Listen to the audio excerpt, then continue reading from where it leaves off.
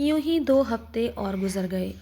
इन 2 हफ्तों में सब श्रेया का ख्याल रखते थे और जितना हो सके उसके साथ रहते। कोई उसे अकेला नहीं छोड़ता था और अंश तो उसके सोने के बाद ही उसके कमरे से बाहर निकलता था। वो श्रेया को सुलाकर उसकी आंखों से चश्मा उतारकर साइड में रखता, उसके फोरहेड पर किस करके जाने लगा। तभी उसकी नज़र श्रेया के स्टडी टेबल पर गई, जहाँ एक स्केच बुक और एक डायरी रखी हुई थी, जिसमें से डायरी के ऊपर बेहद खूबसूरत तरीके से मेरा इश्क सूफियाना सा लिखा गया था। तो अंश ने डायरी खोली और पढ़ने लगा।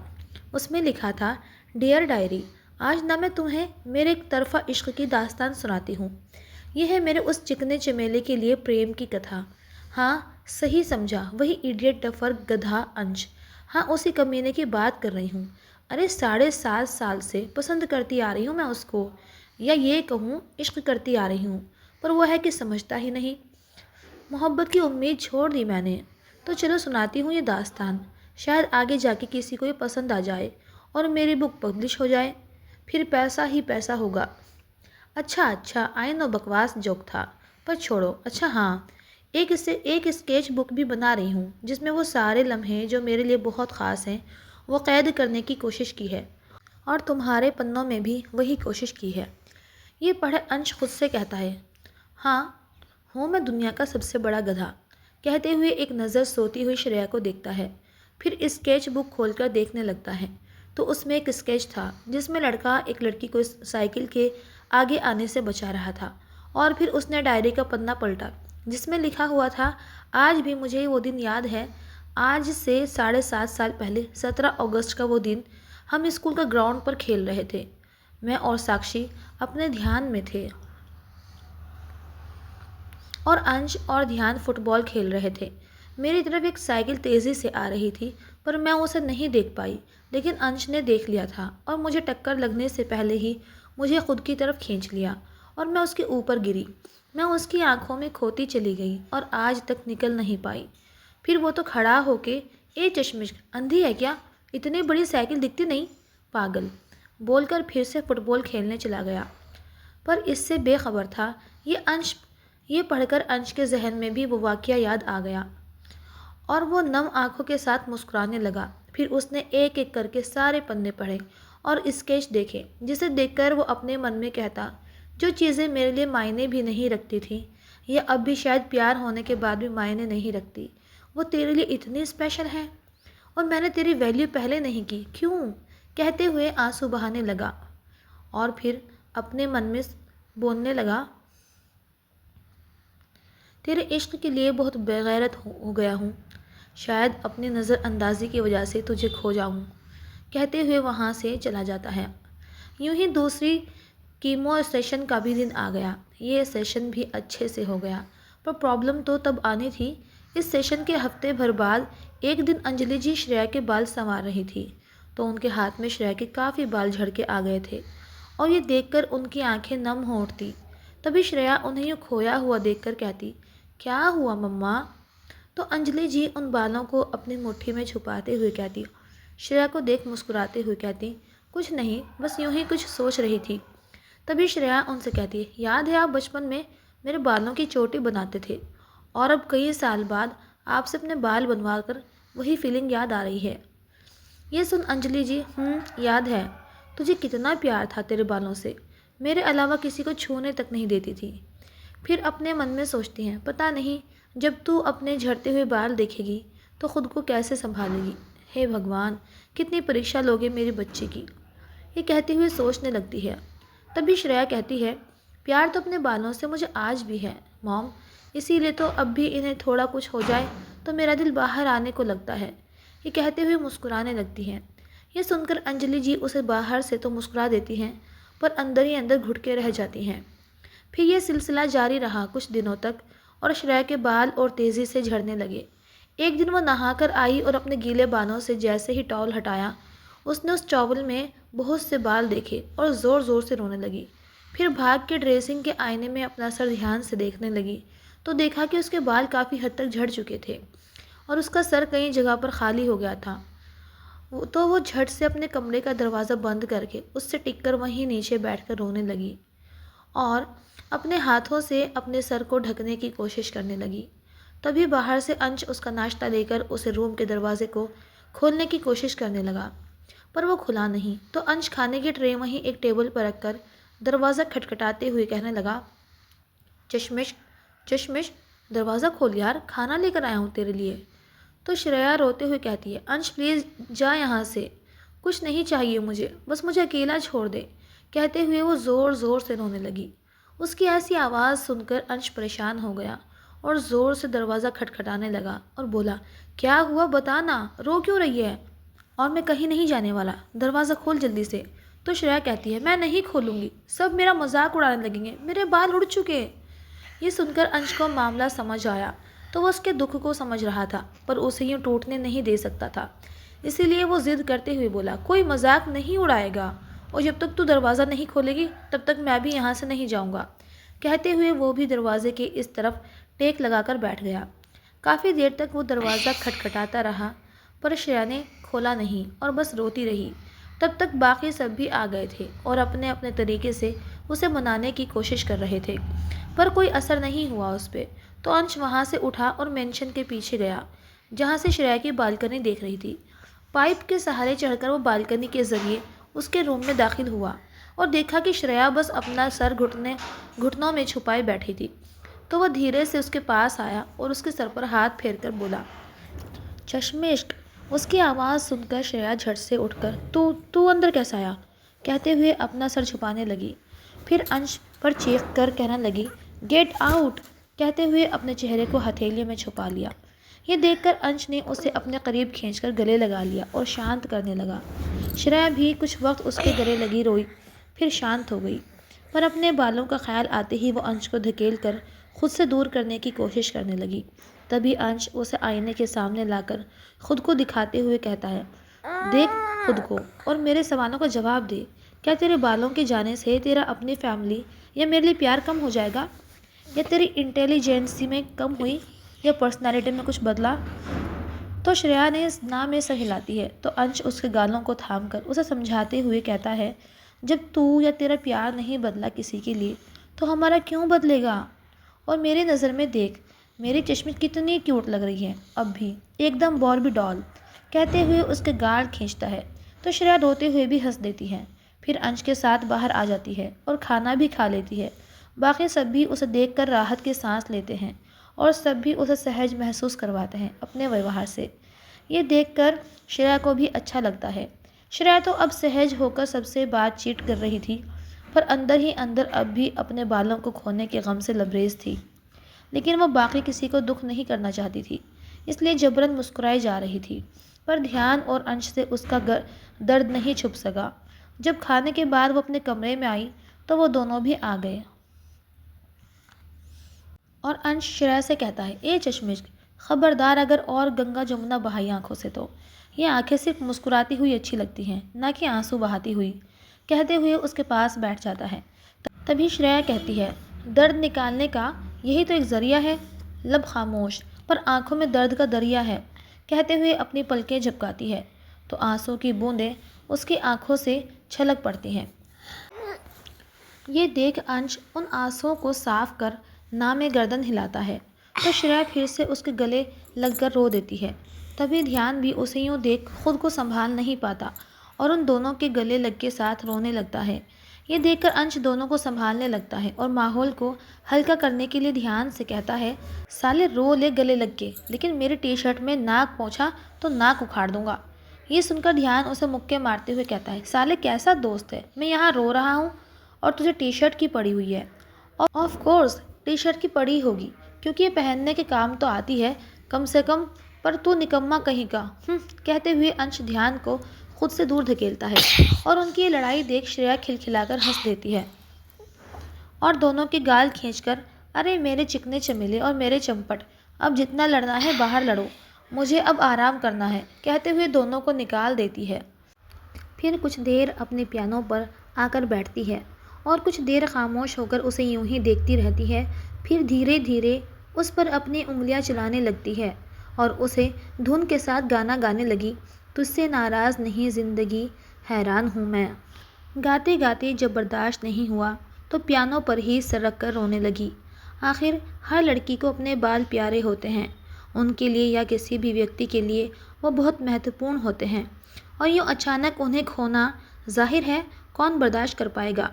फिर कुछ देर में वो पियानो पर ही सिर रख कर सो गई, दवाइयों के नशे में।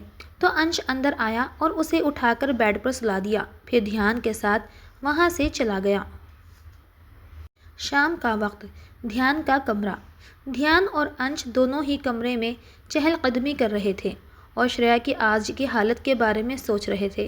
तभी अंश ध्यान से कहता है, यार यूं ही चलता रहा तो वो अपना कॉन्फिडेंस खो देगी, कुछ तो करना ही पड़ेगा ब्रो। तो ध्यान कुछ सोचते हुए अंश से कहता है, मेरे पास एक आइडिया तो है, मैं तो कर लूँगा पर तू कर पाएगा? इस पर अंश कहता है, उसके लिए जो भी करना पड़े सब करूँगा, बस बता क्या करना है। तो ध्यान उसे कुछ कहता है और फिर पूछता है, बता कर पाएगा मेरी बहन के लिए? अंश मुस्कुराते हुए कहता है, कर लूँगा अपनी मोहब्बत के लिए। जवाब देते हुए वहाँ से निकल जाता है और ध्यान भी उसके पीछे चल देता है और ये दिन यूं ही बीत गया। सुबह का वक्त, जब ध्यान और अंश कमरे से निकले तो सभी उन्हें हैरान होकर देख रहे थे। वहीं श्रेया के घर में भी हुआ। उन दोनों को देखकर सभी लोगों का यही हाल था। तभी अंजलि जी उनसे कहती है, कर लिया? इस पर ध्यान कहता है, वही आंटी जो दिख रहा है। अंजलि जी, क्या तुम दोनों का ये करना ज़रूरी था? उन दोनों से पूछती है। ये सुनकर अंश कहता है, हमारे लिए नहीं, श्रेया के लिए ज़रूरी था और उसके कॉन्फिडेंस के लिए भी। कहते हुए ध्यान के साथ श्रेया के कमरे की तरफ चला जाता है। फिर दोनों जाकर श्रेया को जगाते हैं और श्रेया जब अलसाई आंखों से उनकी तरफ देखती है, पर जब उन्हें ठीक से देखती है तो उसकी सारी नींद ही हवा हो जाती है और उन्हें देख वो ज़ोर से चीखती है, ये क्या किया तुम दोनों ने? तुम्हारे बाल? इस पर अंश कहता है, उड़ा दिए, घर की खेती है, लौट आएगी। वैसे ये बता, इन बालों के बिना क्या तेरा प्यार कम हुआ हम दोनों के लिए? पूछता है। श्रेया कहती नहीं। तो ध्यान उसके चेहरे को थाम कर कहता है, फिर तूने कैसे सोच लिया कि हमारा प्यार तेरे बालों की वजह से कम या ज़्यादा हो जाएगा? उनकी बातें सुनकर श्रेया रोते हुए कहती है, क्यों हो तुम लोग इतने अच्छे, थैंक यू मेरी ज़िंदगी में आने के लिए। कहते हुए उनके गले लग जाती है। ध्यान और अंश के इस कदम ने श्रेया में फिर उम्मीद भर दी और उस दिन के बाद कुछ और कीमो सेशन हुए। फिर आखिरकार श्रेया ने लुकेमिया से ये जंग अपने प्यार और परिवार के सपोर्ट से जीत ही ली। श्रेया ठीक हो गई थी, पर फिर वो अपनी आगे की पढ़ाई पूरी करने के लिए यूएस चली गई और अंश ने भी नहीं रोका उसे। वो उसे संभलने और आगे बढ़ने के लिए वक्त देना चाहता था और करियर बनाने का भी। वो खुद भी एक मुकाम पर पहुंचना चाहता था जो बिना किसी सपोर्ट के उसने खुद के बलबूते पर बनाया हो और ख़ुद को श्रेया के काबिल साबित करना चाहता था। वक्त अपनी गति से बीता और यूं ही 2 साल गुजर गए। इन 2 सालों में सबकी ज़िंदगियां बदली, या यूं कहूँ कि सबकी ज़िंदगियों में कुछ बदला। तो चलिए जानते हैं कि किसकी ज़िंदगी में क्या क्या हुआ। सबसे पहले बात करते हैं अंश की। इन 2 सालों में वो इंडिया का सबसे पॉपुलर सिंगर्स में अपना नाम शुमार कर चुका था और लड़कियां तो उसकी दीवानी थीं, उसके लिए मर मिटने को तैयार थीं। पर हमारा अंश, उसका दिल तो आज भी अपने चश्मिश के चश्मे में अटका हुआ था। अपने हर इंटरव्यू में वो कहता, लड़कियों मुझे दिल में बसाओ पर मुझसे दिल ना लगाओ, क्योंकि ये दिल ऑलरेडी अपने चश्मिश से लग चुका है, तो अब किसी और से लगने से नहीं लगेगा या और कोई इसमें बसने से रहा। उसने कभी श्रेया के लिए अपने प्यार को छुपाने की कोशिश नहीं की, हमेशा खुलकर जताता था। और एक इंटरव्यू में उसने पूछा गया, अंश आपका ये जो इश्क है ये एक तरफ़ा है या 2 तरफ़ा? इस पर अंश मुस्कुराकर कहता, ये ना एक तरफ़ा है ना 2 तरफ़ा, ये इश्क सूफियाना है। हम दोनों इतने जुड़े हैं कि बिना देखे या बिना मिले आज भी जानते हैं कि उसके दिल में मेरी जगह कोई नहीं ले सकता और ना ही कोई मेरे दिल में उसकी जगह ले सकता। अंश भी इश्क में एतबार, इंतज़ार, इकरार सब सीख चुका था और बस श्रेया के लौटने का इंतज़ार कर रहा था। वहीं दूसरी तरफ श्रेया के 7.5 साल अब 9.5 साल बन चुके थे। बस वक्त ही नहीं बल्कि श्रेया का अंश के लिए प्यार भी बढ़ा था। इन 2 सालों में वो जब भी अंश का इंटरव्यू होता तो ज़रूर देखती और जब भी उसे खुद के लिए अपना इश्क जाहिर करते देखती तो उसे फ़ख्र होता अपने इंतज़ार, एतबार और प्यार पे। उसका मन करता कि सब कुछ छोड़ छाड़ कर वो उसके पास वापस आ जाए और पर अपने करियर और अंश के लिए रुक जाती, क्योंकि वो जानती थी कि अगर वो बीच में वापस लौटी तो यहाँ नहीं आ पाएगी। इसीलिए अंश से फ़ोन पर भी कम ही बात करती थी। बातों से ज़्यादा उनके बीच खामोशी का ज़ाकिरा होता। पर ये इश्क सूफियाना यूं ही दूरियों के साथ परवान चढ़ रहा था। जहाँ यूं तो दूरियों की तड़प थी, पर रूहानी नज़दीकियों का सुकून भी था। वहीं मानव और इरा ने भी अपना हॉस्पिटल सेटअप कर लिया था और साथ काम कर रहे थे। और मानव अब शहर के बेस्ट न्यूरोसर्जन में गिना जाता था। वहीं इरा आज भी उसे असिस्ट करती थी। उनके रिश्ते के बारे में अब सबको पता था और श्रेया भी जानने के बाद कुछ वक्त नाराज़ रही, पर फिर मान ही गई। और श्रेया के लौटते ही दोनों ने शादी करने का फैसला किया और अभी उनकी सगाई हो चुकी थी। अब अगर ध्यान और साक्षी की बात करें तो ध्यान ने एक होटल का बिजनेस शुरू किया, जो कि अब काफ़ी सही चल रहा था। और साथ ही वो अपने डैड की कंपनी भी संभाल रहा था और उसे भी एक नए मुकाम पर ले जा रहा था। अब वो काफ़ी मैच्योर हो गया, या यूँ कहें कि श्रेया की बीमारी के बाद उसने ज़िंदगी, मोहब्बत और चीज़ों की अहमियत जान ली थी। और इसीलिए उसके ठीक होते ही साक्षी के साथ सिंपल तरीके से बिना कोई ताम झाम के ज़िंदगी गुजार रहा था। और उसने कुछ ही दिनों में शादी भी कर ली। और अब साक्षी भी मोहित जी का ऑफिस संभालने में उसकी मदद करती और सोशल मीडिया में टाइम पास छोड़ रश्मि जी और अंजलि जी से कुकिंग और कई नई नई चीज़ें सीखती थी और अपने मैरिड लाइफ में ध्यान के साथ खुश थी। वहीं नीरव और नेत्रा भी अपने रिलेशन में सही तरीके से आगे बढ़ रहे थे। ये कहना गलत नहीं होगा कि नेत्रा ने नीरव के साथ ही प्यार का असली मतलब समझा और नीरव और उसकी सगाई हो चुकी थी। नीरव उसके डैड को भी बहुत पसंद आया और अब उनके बिजनेस में भी हाथ बटाता था और नेत्रा को भी बहुत पसंद था। एक दिन अंश ने इन सभी को अपने घर बुलाया और इनसे कुछ बात करना चाहता था, तो सभी आ गए थे और उसके लिविंग रूम में बैठकर उसका इंतज़ार कर रहे थे। तभी अंश आते हुए बोला, कैसे हो सभी लोग? तो सभी ठीक होने का इशारा करते हैं और नीरव अंश से कहता है, अरे ठीक है हम, पर यह बता कि आज अचानक क्यों बुलाया, बात क्या है? तो अंश मुस्कुराते हुए कहता है, जैसा कि तुम सब जानते हो कि कल चश्मिश वापस आ रही है, तो मैं सोच रहा था कि उसके आने के बाद परसों जो कंसर्ट होगा उसमें उसे सबके सामने प्रपोज करूं और इसमें तुम लोगों की मदद चाहिए। ये सुनकर सभी खुश हो जाते हैं, लेकिन तभी ध्यान कहता है, अगर इस बार भी रिजेक्ट कर दिया तो? कहते हुए अंश की तरफ देखता है। ये सुनकर अंश, नीरव और मानव उसे लपक कर सोचते हैं और अंश उससे कहता है, साले पनौती, काम होने के पहले ही नेगेटिविटी फैला दी। तो ध्यान उनसे बचते हुए कहता है, अरे मैं तो बस एक पॉसिबिलिटी बता रहा था। तभी मानव कहता है, अंश आप इन्हें छोड़िए और बताइए कि हमें क्या करना है, हम हर तरीके से आपकी मदद करने की कोशिश करेंगे। तो अंश उन सभी को प्लान बताता है, जिसे सुनकर सभी कहते हैं, वाह क्या प्लान है, और फिर कुछ देर रुककर चले जाते हैं। उनके जाने के बाद अंश अपने मन में सोचता है, I am waiting for you चश्मिश, कहते हुए मुस्कुरा उठता है। सारी तैयारियां अंश और बाकी सभी कर लेते हैं। अब बस इंतज़ार था तो श्रेया के आने का। अंश इस कॉन्सर्ट में श्रेया को प्रपोज करना चाहता था, क्योंकि ये अब तक का उसकी ज़िंदगी का सबसे बड़ा कॉन्सर्ट होने वाला था और इसीलिए वो इस मौके का फ़ायदा अपने सूफियाना इश्क के इकरार के लिए उठाना चाहता था। अगले दिन श्रेया यूएस से लौटी और एयरपोर्ट से ही अंश को कॉल करने लगी, पर अंश ने उसका कॉल नहीं रिसीव किया, तो वो थोड़ी मायूस हो गई। तभी ध्यान और साक्षी जो उसे पिक करने आए थे, वो बोले, अरे कल कॉन्सर्ट है उसका, तो बिज़ी होगा, इसीलिए कॉल रिसीव नहीं कर पा रहा होगा। ये सुनकर श्रेया ने हाँ में गर्दन तो हिला दी, जैसे वो समझ गई, पर अपने मन में ऐसा भी क्या बिज़ी है कि कॉल नहीं उठा सकता। इंटरव्यू में तो बड़ा चिशमिश करता रहता है, मिलने दो, इस बार बात ही नहीं करूँगी। श्रेया तो नाराज़ का प्लान बना रही थी, पर उसे क्या पता था कि हमारे अंश ने पहले ही मनाने का रास्ता खोज लिया है। फिर वो ध्यान और साक्षी के साथ घर आई और आते ही अपने मॉम डैड के गले लगी, फिर उनसे बात की। और वहाँ मोहित, रश्मि जी और अनीश जी, स्नेहा जी, नीरव, मानव, इरा, नेत्रा सभी थे। सब लोगों से वह बहुत खुशी से बात कर रही थी, पर नज़रें या तो फ़ोन पर या दरवाजे पर जा रही थी, इस उम्मीद में कि या तो अंश या उसका फ़ोन आएगा, पर दोनों में से कुछ नहीं हुआ। तो ये देखकर श्रेया का चेहरा लटक गया और सभी इस बात को अच्छे से समझ रहे थे, पर कोई भी उससे कुछ नहीं कह रहा था और वो भी कुछ जाहिर नहीं होने देना चाहती थी।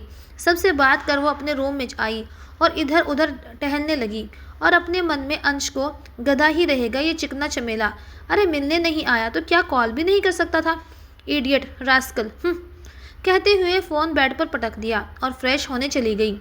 यूं ही पूरा दिन बीत गया और वो और ज़्यादा मायूस हो गई और रात को सही से खाना भी नहीं खाया। लाइट्स ऑफ करके बस लेट गई। वहीं दूसरी तरफ अंश अपने कमरे में बैठ श्रेया की तस्वीर देख रहा था और उससे बातें कर रहा था। वो तस्वीर को देखते हुए, जानता हूँ बहुत गुस्सा होगी तू, और फ़ोन न उठाने पर तो गाल गुब्बारे जैसे फूल गए होंगे तेरे, और गालियाँ तो बहुत ही दे रही होगी अपने चिकने चमेले को। पर यार चश्मिश, जहाँ इतना इंतज़ार किया है वहाँ एक दिन और सही, और कल अगर तेरी नाराज़गी दूर नहीं कर दी ना मैंने, तो मेरा नाम भी अंश धीमान नहीं है। कहते हुए उस तस्वीर को चूम लेता है और गले से लगाकर अपने दिल में कहता है, वेट फॉर टुमारो माई चश्मिश, कहते हुए सो जाता है। अगले दिन श्रेया पूरे दिन मुंह फुलाए घर में घूम रही होती है और किसी से भी ज़्यादा बात नहीं कर रही होती। तभी शाम के वक्त नेत्रा और साक्षी उसके पास आते हैं और कहते हैं, चल ना यार शॉपिंग मॉल चलते हैं। तो श्रेया कहती है, मेरा मूड नहीं है, तुम दोनों ही जाओ, कहते हुए फिर से टहलने लगती है। इस पर साक्षी उसे कहती है, क्यों, अंश की वजह से अगर ये बात है तो अगर वो तुझे याद नहीं कर रहा तो तू उसे याद करके क्यों अपना खून जला रही है, कहते हुए शांत करने की कोशिश करती है। श्रेया चिढ़कर कहती है, तो क्या करूँ मैं, उनसे पूछती है। अब नेत्रा कहती है, चल हमारे साथ और उसी मॉल में चल जहाँ उसका कॉन्सर्ट है, और उसे दिखा कि तुझे भी फ़र्क नहीं पड़ता, कहते हुए उसे मॉल जाने के लिए मना लेती है। फिर श्रेया के लाख मना करने के बावजूद वो उसे खुद तैयार करते हैं एक वाइट ड्रेस में, ये कहते हुए कि अंश को भी पता चले वो क्या मिस कर रहा है, और उसे लेकर मॉल के लिए निकलती है और अंश को मैसेज कर देती है। इधर अंश का कॉन्सर्ट काफ़ी धमाकेदार चल रहा था और तभी उसके माइक्रोफोन में ध्यान बोला, वो 10 मिनट में पहुंच जाएगी, साक्षी ने तेरे फ़ोन पर मैसेज किया है। ये सुनकर अंश मुस्कुराते हुए और 2 गाने गा देता है। तभी श्रेया भी नेत्रा और साक्षी के साथ वहां पहुंच चुकी होती है। तभी अंश माइक पर बोलता है, आज आप सभी को मैं अपनी मोहब्बत अपने चश्मिश से मिलवाऊंगा, पर उससे पहले उसके लिए एक गाना डेडिकेट करना चाहूँगा, कहता है। ये सुन सारी भीड़ चिल्लाने लगी। तभी अंश चुटकी बजाता है और सब लाइट्स ऑफ हो जाती हैं और बस एक स्पॉटलाइट उस पर होती है और वो गाता है, हम तेरे बिन अब रह नहीं सकते। फिर श्रेया के करीब आकर उसके फोरहेड पर किस कर धीरे से उसके कान में कहता है, कल इग्नोर करने के लिए सॉरी, तेरे लिए सरप्राइज़ प्लान कर रखा था इसलिए। ये सुन श्रेया उसे नम आंखों से घूरती है, फिर वही सबके सामने मुक्के मारते हुए कहती है, इडियट रास्कल, फ़ोन भी नहीं उठाया। तो अंश उसे गले लगाकर कहता है, सॉरी ना यार चश्मिश, अब मार मत और स्टेज पर चल। इस पर श्रेया नाम में गर्दन हिला देती है तो अंश उसके कान में कहता है, यार चल लेना प्लीज़, वरना इतने लोगों के सामने इज्जत का कचरा बन जाएगा मेरी।